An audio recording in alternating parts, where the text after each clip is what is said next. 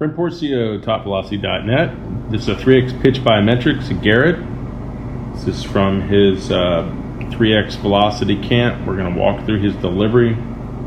We're going to start right here before leg drive. We're going to start looking at the ankle and knee flexion. So we can see ankle, the yellow is a -11, so it's a little decent. I mean, it's loaded. Knee is 50 degrees loaded.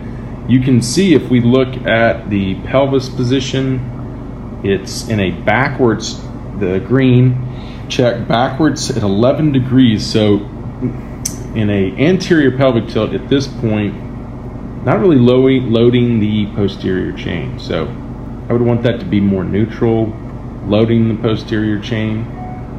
Your trunk position is not too bad. Let's take it through leg drive. Let's follow the hip. Actually, let's look at more hip angles as we go into leg drive. So we can see drive leg, hip, rotation right is at 21.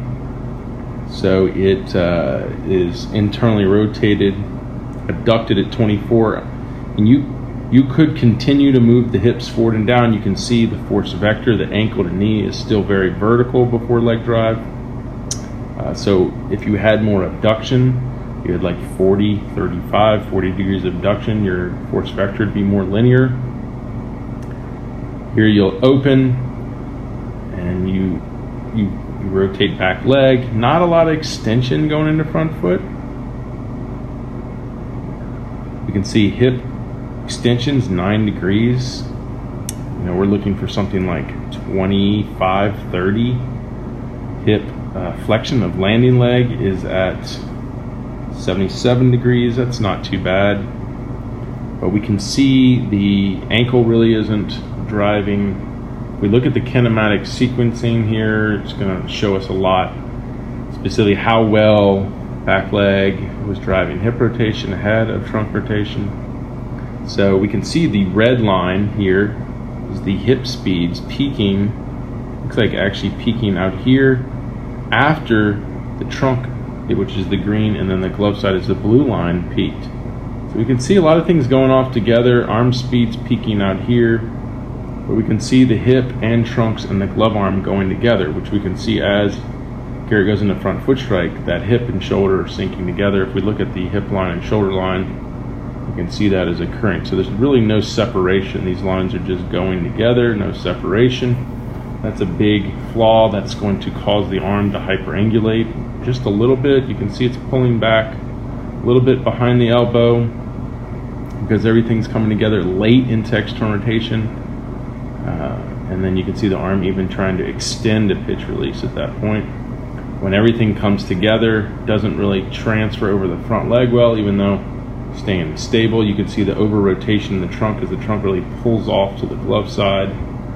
If we look at trunk orientation at this point, it's at 52 degrees forward, 22 contralateral, which isn't too bad. I like the forward at this point. I think the front leg did get a little extended and helped that.